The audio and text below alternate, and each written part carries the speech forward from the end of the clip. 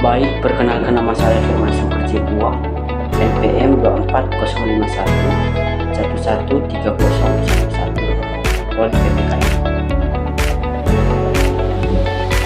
Pada kesempatan ini saya akan membahas tentang peranan filsafat moral dalam membangun kesadaran manusia. Nilai-nilai berasal dari kata parale yang berarti kuat, baik, dan berharga. Yang pertama yaitu objek moral. Sebelum melakukan perbuatan, manusia menentukan apa yang akan dikerjakan. Ia telah menentukan sikap, mana yang harus dilakukan dan mana yang tidak harus dilakukan. Dalam melakukan perbuatan tersebut, manusia didorong oleh 3 unsur, yaitu yang pertama kehendak, yaitu pendorong pada jiwa manusia yang memberikan alasan pada manusia untuk melakukan perbuatan. Bagian yang kedua yaitu perwujudan dari kehendak yang berbentuk cara melakukan dalam segala situasi dan kondisi. Yang berikut, perbuatan tersebut dilakukan dengan sadar, dan kesadaran inilah yang memberikan corak dan warna tersebut. Nomor 2 adalah nilai dan moral. Nilai adalah ukuran atau pedoman perbuatan manusia. Bagian B besar pengertian moral. Moral adalah tata cara, adat istiadat, kebiasaan, akhlak, kelakuan, dan kesusilaan. Faktor-faktor yang mempengaruhi moralitas. Moralitas dipengaruhi oleh beberapa faktor, baik yang bersifat biologis maupun sosial. Beberapa faktor biologis yang mempengaruhi moralitas adalah yang pertama adalah usia. Moralitas cenderung meningkat seiring dengan bertambahnya usia seseorang. Yang berikut adalah jenis kelamin. Moralitas cenderung lebih tinggi pada laki-laki daripada perempuan.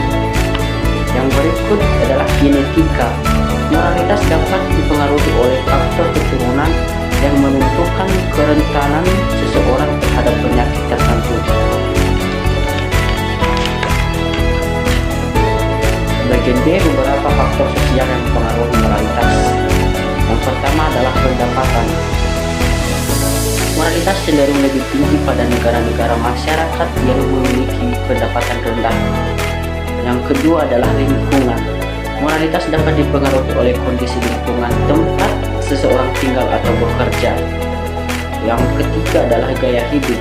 Moralitas dapat dipengaruhi oleh pilihan manusia dalam menjalankan hidup sehari-hari. Yang ketiga adalah dampak moralitas terhadap masyarakat. Moralitas sangat memiliki dampak yang signifikan terhadap masyarakat dari berbagai aspek. Beberapa dampak moralitas tersebut adalah yang pertama, demografi. Moralitas dapat memengaruhi struktur dan pertumbuhan penduduk. Yang kedua adalah ekonomi. Moralitas dapat mempengaruhi tingkat kemiskinan, ketimpangan, dan pembangunan ekonomi suatu wilayah. Yang ketiga adalah sosial. Moralitas dapat memengaruhi hubungan dan keseimbangan sosial dalam masyarakat. Bagian C besar, teori-teori pengembangan moral. Menurut Nervet 2008 terhadap pendekatan dalam pendidikan moral, yaitu pendekatan yang bersifat universal. Tahap-tahap pengembangan moral yang pertama, orientasi atau kepatuhan, hukuman individu patuh pada aturan untuk menghindari hukum. Yang kedua adalah orientasi relativisme, instrumen individu. Penerapan teori Colbert.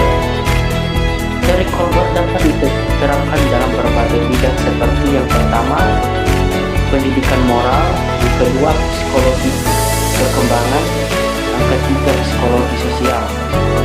Bagian D besar, kajian-kajian teori moral.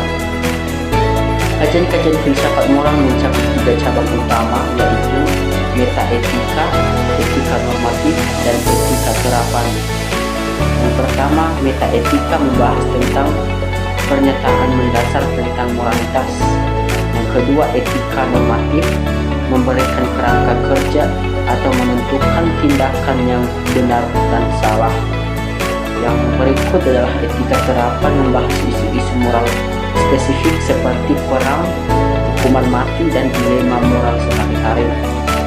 Kesimpulannya yaitu, filsafat moral berperan penting dalam membangun kesadaran manusia dengan membentuk individu, memahami dan menerapkan nilai-nilai moral dalam kehidupan sehari-hari. Dengan memahami prinsip moral, seseorang dapat mengembangkan rasa tanggung jawab, kejujuran, dan kebiasaan terhadap sesama manusia. Sekian dan terima kasih.